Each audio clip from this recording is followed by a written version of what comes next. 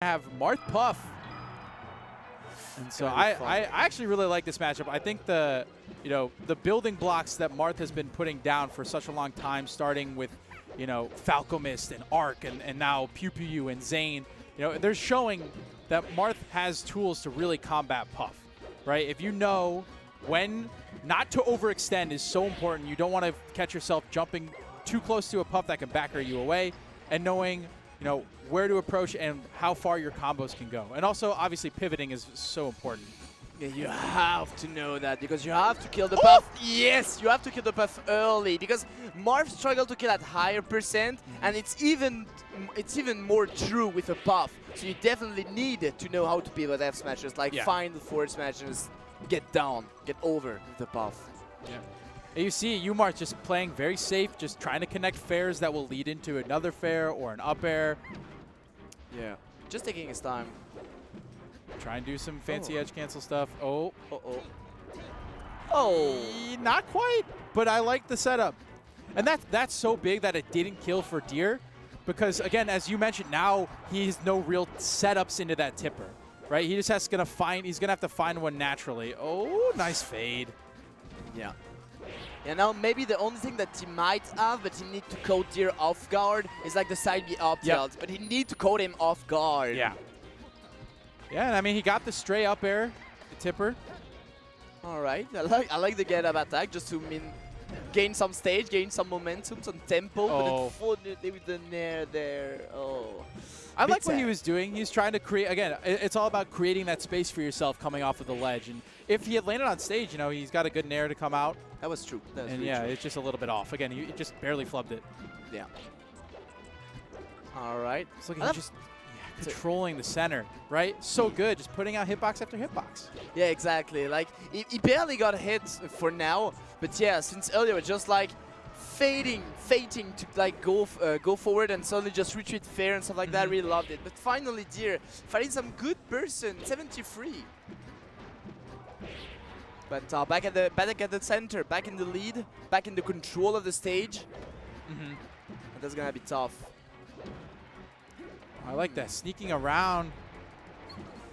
Oh, he could have. So there's no follow-up, but you could. I like doing tech chase up Bs there. I think Puff is gonna die. That super low. Okay, crouch cancel the side B, but got the up tilt anyway. Yeah, sometimes the shield of Puff is not that good too, and you get shield stab quite often. So maybe it was a shield stab, or maybe it was just like a jump out of shield and get cold. But then that was sick. All right, Umarth still, again, standing in center, just up airs, fairs, because Marth's combo game on Puff at low percent is really strong. So I think that waiting, not getting goated, I actually like he also doesn't, he's only gone for a couple grabs the whole game, because he doesn't want to give Dhir any chance to get a rest, get a sort of cheesy opportunity.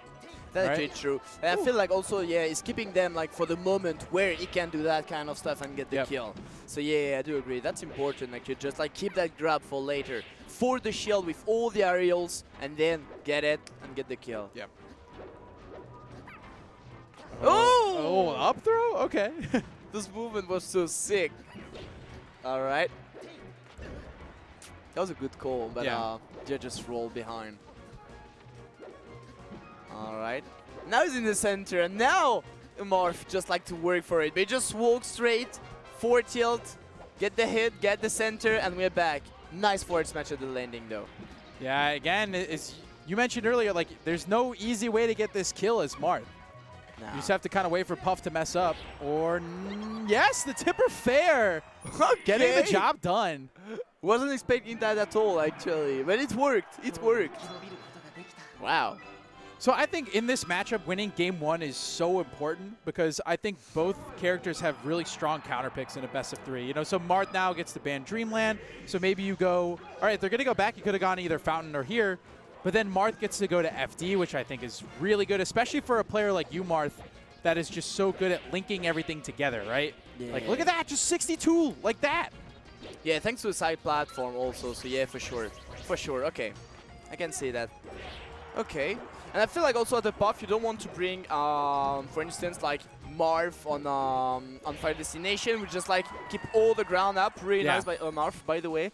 You don't want to bring him on Fountain of Dreams because, like, I mean, the stage with all the platform, you can create some crazy stuff and just like swing his sword everywhere. So yeah, I can understand why they're just back at Battlefield. Yeah, but again, more of the same. Umarth, I think Umarth is looking very good. Yes, for sure. Woo. I like it. He does one extra dash back, like when Dhir will come in with either a fair or a nair. Umarth, instead of just dash back grab the first one, he'll do a second one to try and bait out a spot dodge or a shield action. Like right there, see, he did an extra one. Oh, just missed the pivot. I think that's sick. Yeah. The little things. The little things. Oh! And the big things. Big tipper. I mean, sometimes I like how he always find the grab, stuff like that, try the forward smash, but sometimes just like you have to go straight for those. I mean, even like mostly when the buff is actually behind because he's gonna get forced to approach. So you gotta just stop his approach with the forward smash. Alright, a bit too far with the fair though, so now he's kind of trapped. But find back that tiny center, that tiny path. I love actually also how Dhir like just die out all of the nair.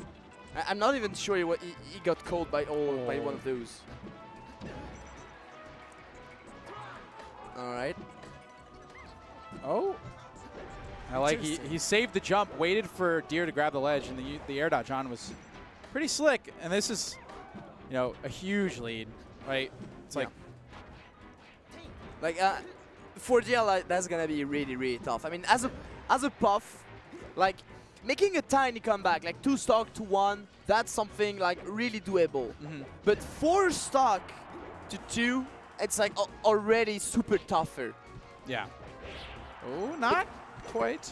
Because the thing is, like Puff got so much trouble to approach. Like any character in the game, you know, like maybe not all, obviously, but like just approaching in general, just so tough for her. Yeah. So as soon as you're behind, man, you're gonna work so hard to bring that back. Especially against a character that has such disjoint, like, you know, that's one of Puff's biggest strengths, right? Using disjointed back air, you have so much space, but Marth, arguably the one character that can really outspace better than Puff. True. And that should kill, yeah. 177 for the tipper fair. Yeah. I mean, 5 minutes at the clock left, so, I mean, Umarth just like, he just got all the time that he wants, just like throw out fairs, throw out his disjoint hitbox. Oh, trying to do the edge cancel stuff. I like it. That's cute.